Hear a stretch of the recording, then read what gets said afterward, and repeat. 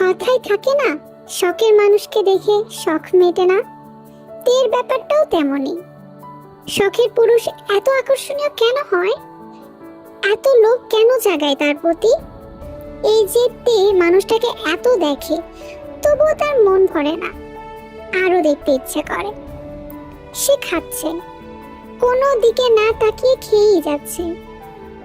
তে নিজের খাওয়া রেখে তাকে দেখতেই ব্যস্ত।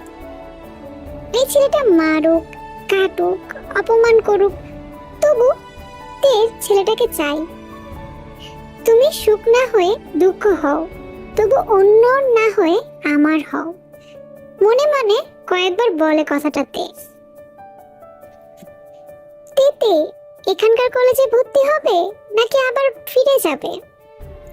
সুগার কথায় জঙ্কুকের থেকে দৃষ্টি ফিরিয়ে নেয় তে। সত্যিই তো, কি করবে সে? এখানকার কলেজে ভর্তি হবে, কিন্তু কিছুদিন পরে জঙ্কুক নতুন জব পেলে তো আবার চলে যাবে দূরে কোথাও। তখন সে কি করবে? কি করে দেখবে জঙ্কুককে? তের চোখে পানি চলে আসলো।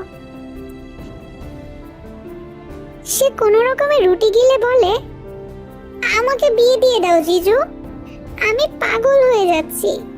বিয়ে হয়ে গেলে নিশ্চয়ই তাকে আর এতটা মনে পড়বে না।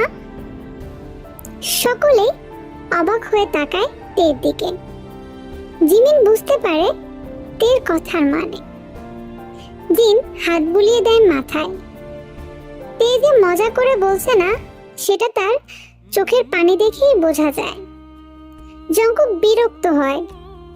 রুটির মধ্যে করলা ভাজি দিয়ে তার মুখে পুরে এক পলক তাকায় তের দিকে। তে তাকিয়েই ছিল তার দিকে, তাই চোখাচোখি হয়ে যায়। জঙ্কুক চোখ ফিরিয়ে নিজের খাওয়াতে মন দেয়। জিন তের চোখের পানি মুছিয়ে দিয়ে বলে, সোনা মা আমার, কান্না করে না। জঙ্কুকের বিয়েটা দিয়েই তোমাকে বিয়ে দিয়ে দিব। তের কান্না থামেই না। জঙ্কুকের বিয়ে হয়ে যাবে? বুকটা অসম্ভব ভাবে পড়তে থাকে তার। চিৎকার করে কাঁদতে ইচ্ছে করে, কিন্তু পারে না। আমি বিয়ে করতে দেব না। বিয়ে করতে যাবে? খুন করে ফেলবো আমি। নিজেকে শান্ত করার জন্য মনে মনে বলে তে। বাবা, আমি মেয়ে পেয়ে গিয়েছি, তো ছোট পুপির ভাসুরের মেয়ে। মেয়েটা মাশাআল্লাহ অনার্স শেষ করেছে। আজকেই দেখতে যাব ভাবছি। তুই কি বলিস? জঙ্কুক জবাব দেয় না। সুগা ভ্রু কুঁচকে তাকায় তার ভাইয়ের দিকে। তার গম্ভীর ভাই বিয়ে করবে? তবে সে খুশি। বিয়ে করলে হয়তো এই গম্ভীর ভাবটা চলে যাবে। জিমিন বোনের দিকে তাকিয়ে আছে।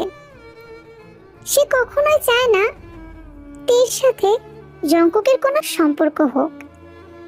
তে উড়ন্ত একটা পাখি, জঙ্কুকের মতো লোহার খাঁচা তার জন্য না। ইয়ে যে একগাল হেসে বলে, আজকেই যামু, দেরি করবো কেন?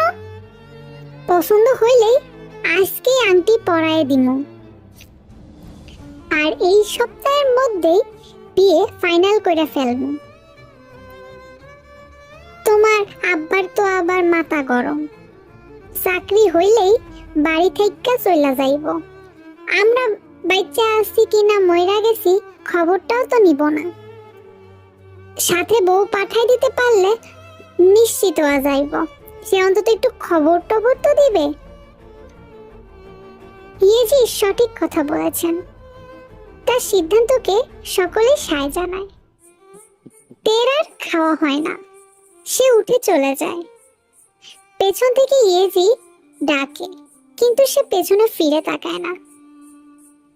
তের দিকে মন না দিয়ে সবাই মেয়ে দেখতে যাওয়ার কথা বলতে থাকে।